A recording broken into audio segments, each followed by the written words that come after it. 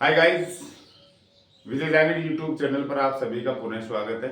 दोस्तों, इस 3 से 4 मिनट की वीडियो में हम आज जानेंगे कि इंटेरोगेटिव और रिलेटिव प्रोनाउंस में अंतर क्या है, उनको हम कैसे पहचानें।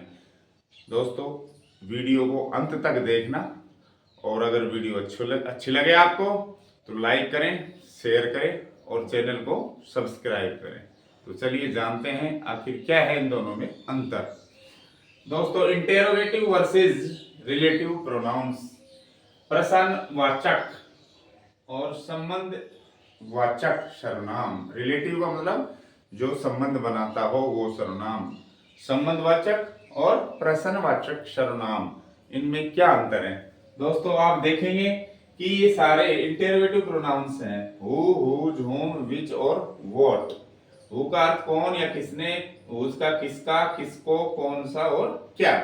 दोस्तों, अगर इन शब्दों से हम किसी वाक्य की शुरुआत कर दें तो वो वाक्य दोस्तों प्रश्नवाचक बन जाता है। कैसा बन जाता है? प्रश्नवाचक, और इसका नाम है इंटेरोगेटिव प्रोनाउन, अर्थात प्रश्न बनाने वाला सर्वनाम। तो ये सारे के सारे शब्द इंटेरोगेटिव प्रोनाउंस कहलाएंगे अगर इनसे कोई वाक्य शुरू करे और अंत में प्रश्नवाचक चिन्ह हो। हु टीचेज यू, तुम्हें कौन पढ़ाता है। हुज इज दिस कार, ये कार किसकी है। होम डिड सी हेल्प, उसने किसकी मदद की। विच इज योर क्लास, तुम्हारी क्लास कौन सी है। व्हाट इज योर हॉबी, तुम्हारी हॉबी क्या है। तो दोस्तों, आप यहाँ देख रहे हैं, यहाँ पर ये इंटेरोगेटिव प्रोनाउन है। इनमें से 3 शब्द जैसे ये, अगर हम इसके बाद नाउन यहाँ जोड़ दें तो ये बजाय प्रोनाउन के एडजेक्टिव बन जाएगा। अब तो ये इंटेरोगेटिव प्रोनाउन है और मैं कहूँ हुज कार इज योर्स, तुम्हारी कार कौन सी है, तो यहाँ क्या बन जाएगा? ये इंटेरोगेटिव एडजेक्टिव। इसी तरह विच के बाद अगर मैं नाउन जोड़ दूं, which class do you read in, तो क्लास मैंने नाउन जोड़ दी तो यहाँ पर विच क्या बन जाएगा? Interrogative adjective. उसी तरह व्हाट के बाद अगर मैं नाउन जोड़ दूं, what colour do you like, कौन सा रंग आपको पसंद है, आप कौन सा रंग पसंद करते हैं, तो दोस्तों ये बन जाएगा इंटेरोगेटिव एडजेक्टिव। ये सारे के सारे इंटेरोगेटिव प्रोनाउंस हैं। इनमें से जो 3 मैंने बताए हैं इनके साथ नाउन भी लग सकती है। अगर नाउन लगती है तो उस समय ये इंटेरोगेटिव प्रोनाउंस की जगह एडजेक्टिव बन जाते हैं। दोस्तों, ये सारे जो इंटेरोगेटिव प्रोनाउंस हैं ये ही रिलेटिव प्रोनाउंस होते हैं। दोस्तों, अर्थ बदल जाता है, वाक्य में इनकी जो पोजीशन है, स्थिति, वो बदल जाती है। अगर ये प्रोनाउन है तो इनसे वाक्य की शुरुआत होती है। ओके, अगर ये प्रोनाउंस है रिलेटिव, इंटेरोगेटिव नहीं, अब प्रश्न नहीं बनाएंगे, रिलेशन जोड़ेंगे, संबंध बनाएंगे, और संबंध बनाने के लिए बीच में होना जरूरी है। तो दोस्तों, ये जब शब्द जब वाक्य के बीच में आएंगे तो ये रिलेटिव प्रोनाउंस कहलाएंगे। दो वाक्यों को, दो क्लोज को ये जोड़ेंगे, इसलिए इनका नाम रिलेशन बनाने वाले प्रोनाउंस हो जाएगा। तो दोस्तों, ये वाक्य के बीच में आएंगे, उनका अर्थ भी बदल जाएगा। पहले कौन था, अब हो गया जो या जिसने। हुज किसका था, अब जिसका। होम किसको था, अब हो गया जिसको या जिनको। विच कौन सा था, अब हो गया जो, जिसे या जिसने। व्हाट क्या था, अब हो गया जो या वस्तु जो, वस्तु जो, या केवल जो भी अर्थ हो जाता है इसका। और दैट का अर्थ है जो, जिसे या जिसने। दोस्तों, अब ये आते किसके लिए है? हु, हुज और हुम, ये तीनों के तीनों, ये तीनों के तीनों दोस्तों व्यक्ति व्यक्ति व्यक्ति के लिए यूज होते हैं और किसी के लिए यूज नहीं होते हैं।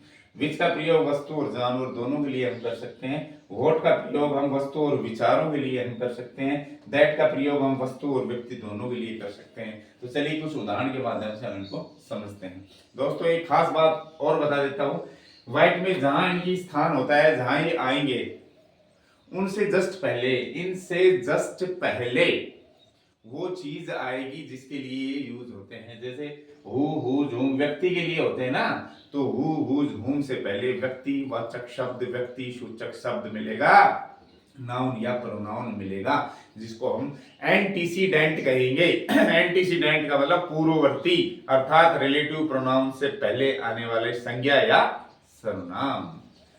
विच से पहले वस्तु या जानवर मिलेगी, व्हाट से पहले आपको कुछ नहीं मिलेगा। ये एक ऐसा प्रोनाउन है रिलेटिव जिससे पहले एंटीसीडेंट नहीं आता है। बाकी इनसे सबसे पहले व्यक्ति आएगा, इनसे पहले वस्तु आएगी, इनसे पहले व्यक्ति या वस्तु आएगा। लेकिन वर्ड से पहले सिर्फ और सिर्फ क्या आता है, वर्ब आता है, एंटीसीडेंट नहीं आता है। जैसे मैंने हु लगा दिया इस वर्ड में, तो हु मैंने बताया व्यक्ति के लिए आता है, इसमें हुज लगा दिया, हुज किसके लिए आता है, व्यक्ति के लिए, हुम व्यक्ति के लिए।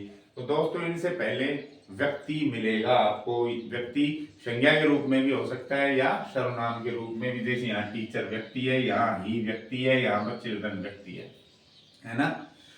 तो ये एंटीसीडेंट कहलाते हैं। ये शब्द क्या कहलाएंगे, एंटीसीडेंट। जो रिलेटिव प्रोनाउन से जस्ट पहले आएंगे वो एंटीसीडेंट पूर्ववर्ती होते हैं, जिनके बारे में ये बताता है। ये जो शब्द है इन्हीं के बारे में बताता है, इन्हीं की विशेषता बताता है। तो जैसे दिस इज द टीचर, यह वही अध्यापक है। हु माने जो, टीचर इंग्लिश हमें अंग्रेजी पढ़ाता है। ही हुज कार इज ब्लू, वह व्यक्ति जिसकी कार नीली है ना, इज माई फ्रेंड, वो मेरा दोस्त है। बच्चे जिनको या जिनकी वह मदद करती है वो उसके ही हैं, हर्ष आर हर्ष। कुत्ता जो मैंने देखा था वो भौंक रहा था, तो कुत्ते के बारे में बता रहा है, कुत्ते की विशेषता बता रहा है कि कुत्ता कौन सा, जो मैंने देखा था, कुत्ता जो मैंने देखा था। और इसमें दूसरा संबंध स्थापित कर दिया, भौंक रहा था। तो ये क्या है, रिलेटिव प्रोनाउन है, दो क्लोज को जोड़ के रिलेशन बनाते हैं, और इनसे पहले आने वाली नाउन या प्रोनाउन एंटीसीडेंट कहलाती है, जिनके ये तुरंत बाद लगते हैं। दिस इज, देखो वर्ड के बाद कभी एंटीसीडेंट नहीं आता है, सिर्फ वर्ब आएगी हमेशा। क्या है ये, verb. This is what I से, ये वही है, ये वही बात है जो मैं कहता हूं। करो जो तुम्हारी माँ कहती है, तो जो का आधार है, और इनसे पहले क्या आता है, सिर्फ वर्ब आता है। ये किसी वस्तु या विचार के अर्थ में आते हैं।